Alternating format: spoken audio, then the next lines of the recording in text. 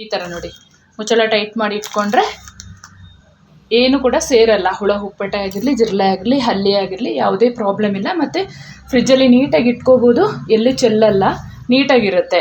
ನಾವು ಯಾವುದೇ ವಸ್ತುನ ಕ್ಲೀನ್ ಮಾಡ್ಕೊಳ್ಳುವ ಸಮಸ್ಯೆ ಜಾಸ್ತಿ ಇರುತ್ತೆ ಫ್ರಿಜ್ಜಲ್ಲೆಲ್ಲ. ಅದು ಚೆಲ್ಲಿದರೆ ಮಾಡಿದರೆ ಎಲ್ಲ ಈ ಥರ ನೀವು ಬಾಟ್ಲಿಂದ ಈ ಥರ ಮಾಡಿಕೊಂಡ್ರೆ ನಿಮಗೆ ಅದ್ಭುತವಾಗಿರುತ್ತೆ ನೋಡಿ.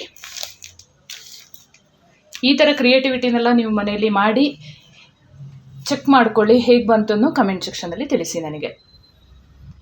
ಹೈ ಗಾಯ್ಸ್, ನಮಸ್ತೆ ಎಲ್ಲರಿಗೂ. ಎಲ್ಲರನ್ನು ಖುಷಿ ಬೆಳೆಪ ಕ್ರಿಯೇಟಿವಿಟಿ ಚಾನಲ್ಗೆ ಸ್ವಾಗತ ಮಾಡಿಕೊಂಡು ಇವತ್ತು ಅದ್ಭುತವಾದ ಕ್ರಿಯೇಟಿವಿಟಿನ ತೋರಿಸ್ತಾ ಇದ್ದೀನಿ. ಮನೆಯಲ್ಲಿರುವನೇ ವಸ್ತುನ ಬಳಸಿ ನೀವು ಈ ಥರ ಮುಚ್ಚಳನ ಬಿಸಾಡಕ್ಕೆ ಹೋಗಬೇಡಿ. ಇದರಿಂದ ಅನೇಕ ಉಪಯೋಗ ಇದೆ. ಬಾಟ್ಲ್ ತಂದಾಗ ಮುಚ್ಚಳನ ಎಸೆಯಕ್ಕೆ ಹೋಗಬಾರ್ದು. ಈ ಥರ ಬಿಸ್ಲರಿ ಬಾಟ್ಲ್ ಇದ್ದರೆ ಎಸೆಯಕ್ಕೆ ಹೋಗಬೇಡಿ. ಒಂದು ಚಾಕು ಸಹಾಯದಿಂದ ಈ ಥರ ಕಟ್ ಮಾಡ್ಕೊಳ್ಳಿ.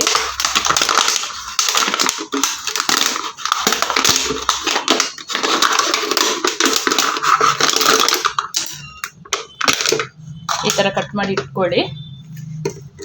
ಎಷ್ಟು ಬಾಟ್ಲ್ ಇದ್ರೂ ಕೂಡ ಇದು ಸಹಾಯ ಆಗುತ್ತೆ.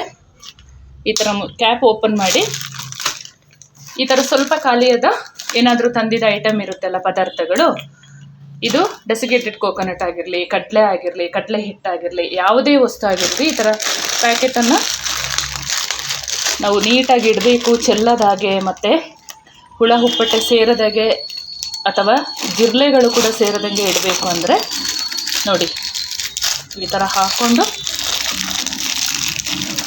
ಸ್ವಲ್ಪ ಇದನ್ನು ಈ ಥರ ಎಳ್ಕೊಳ್ಳಿ. ಈ ಥರ ಮುಚ್ಚಳನ ಹಾಕ್ಕೊಂಡ್ರೆ ಆಯಿತು.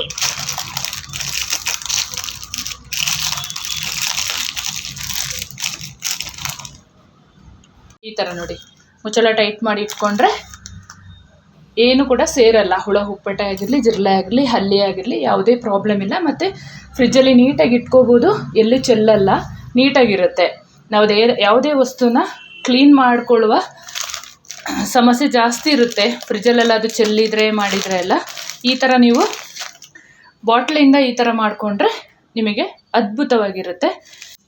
ಈ ಥರ ಮೀಡಿಯಮ್ ಸೈಜ್ದು ತೆಂಗಿನಕಾಯಿ ಚಿಪ್ಪನ್ನು ತೊಗೊಳ್ಳೋಣ. ಈ ಸೈಡಲ್ಲಿರೋದು ನಾರನ್ನೆಲ್ಲ ತೊಗೊಂಡ್ಬಿಟ್ಟು ಒಳಗಡೆ ನೀಟಾಗಿ ಈ ಥರ ಸ್ವಲ್ಪ ರಫ್ ಆದ ಸ್ಕ್ರಬ್ಬರಿಂದ ಈ ಥರ ನೀಟಾಗಿ ಉಜ್ಕೊಳ್ಳೋಣ. ಸ್ವಲ್ಪ ಒಳಗಡೆ ನೈಸ್ ಆಗುತ್ತೆ.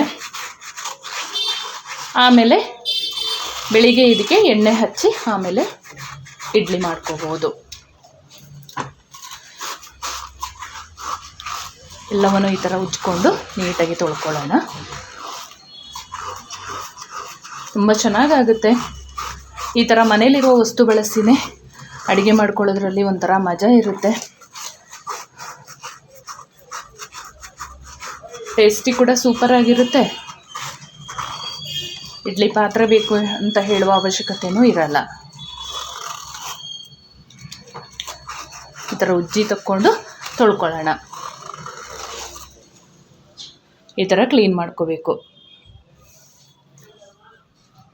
ಈ ಥರ ರೆಡಿ ಮಾಡ್ಕೊಂಡಿದ್ದೀನಿ. ಎಣ್ಣೆ ಹಾಕಿ ತೆಂಗಿನಕಾಯಿ ಚಿಪ್ಪನ್ನ ತುಂಬ ಹಾಕೋಬಾರ್ದು, ಒಂದು ಮುಕ್ಕಾಲು ಭಾಗದಷ್ಟು ಹಾಕೊಳ್ಳೋಣ ಇದಕ್ಕೆ.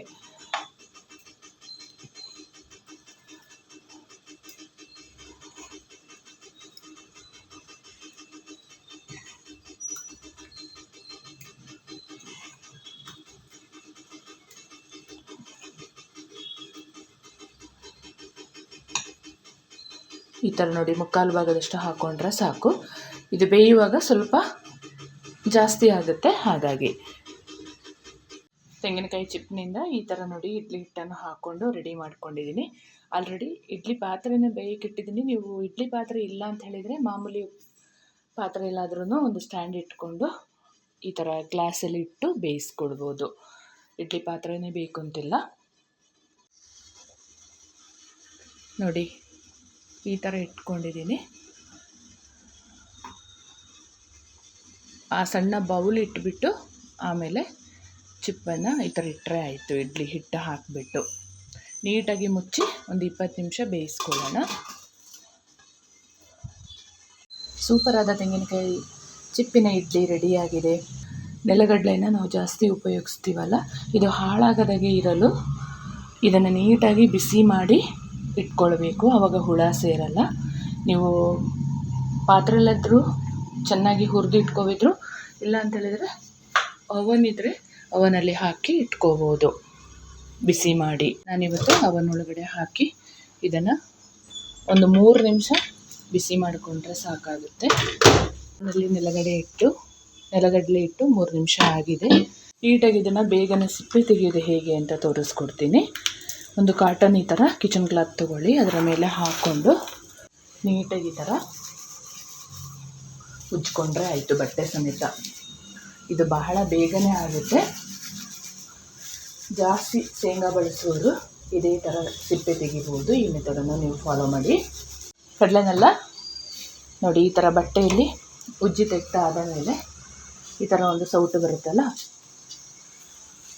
ಅದರಲ್ಲಿ ಸಿಪ್ಪೆನೆಲ್ಲ ಈ ಥರ ಗಾಳಿಸ್ಕೊಂಡ್ರೆ ಆಯಿತು. ನೋಡಿ ಎಷ್ಟು ಸುಲಭ ಅಂತ. ಒಂದೊಂದು ಉಳ್ಕೊಂಡಿದ್ರೆ ಕೈಯಲ್ಲಿ ಈ ಥರ ತಕ್ಕೊಳ್ಳಿ ಅದನ್ನು.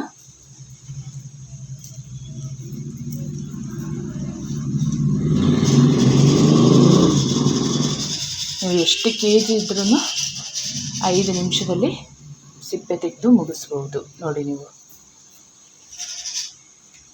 ಇವಾಗ ಒಂದು ಡಬ್ಬಿಗೆ ಸ್ಟೋರ್ ಮಾಡಿ ಇಟ್ಕೊಂಡ್ರೆ ಆಯಿತು. ನಾನು ಕೂಡ ಮೊದಲು ಐಡಿಯಾಸ್ ತಿಳ್ಕೊಳ್ಳೋದಿರುವಾಗ ಮುಚ್ಚಳನ ಎಸ್ತು ಬಿಡ್ತಿದ್ದೆ. ಏನಾದರೂ ಜ್ಯೂಸು ಅದು ಇದು ತಂದಾಗ ಬಿಸ್ಲರಿ ಬಾಟ್ಲ್ ಆಗಿರ್ಬೋದು ಎಲ್ಲನೇ ಎಸ್ತು ಬಿಡ್ತಿದ್ದೆ. ಇವಾಗ ಐಡಿಯಾ ಗೊತ್ತಾದ ಮೇಲೆ ಎಲ್ಲವನ್ನು ಮನೆಯಲ್ಲೇ ಯೂಸ್ ಮಾಡ್ಕೊಳ್ತೀನಿ. ಅದನ್ನು ನಿಮ್ಮ ಜೊತೆ ಶೇರ್ ಮಾಡೋಣ ಅನಿಸ್ತು, ಹಾಗಾಗಿ ನಾನಿವತ್ತು ಈ ವಿಡಿಯೋನ ಮಾಡ್ತಾ ಇದ್ದೀನಿ. ಕ್ಯಾರೆಟು, ಸೌತೆಕಾಯಿ ಎಲ್ಲ ಇರುತ್ತಲ್ಲ, ಕ್ಯಾರೆಟು ಸೌತೆಕಾಯಿನೆಲ್ಲ ಈ ಥರ ಮುಚ್ಚಳದ ಸಹಾಯದಿಂದನೇ ಈ ಥರ ಸಿಪ್ಪೆ ತಗೋಬೋದು. ನೋಡಿ ಮುಚ್ಚಳ ಬಳಸಿ ಕ್ಯಾರೆಟು ಸೌತೆಕಾಯಿನೆಲ್ಲ ಯಾವ ಥರ ಸುಲಭದಲ್ಲಿ ಸಿಪ್ಪೆಯನ್ನು ತಗೋಬೋದು ಅಂತ ನೋಡಿ.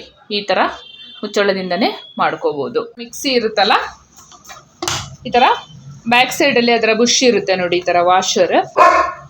ಅದು ಬೇಗ ಸವಿಯದೇ ಇರಲಿಕ್ಕೆ ಈ ಮುಚ್ಚಳ ತುಂಬ ಹೆಲ್ಪ್ ಮಾಡುತ್ತೆ.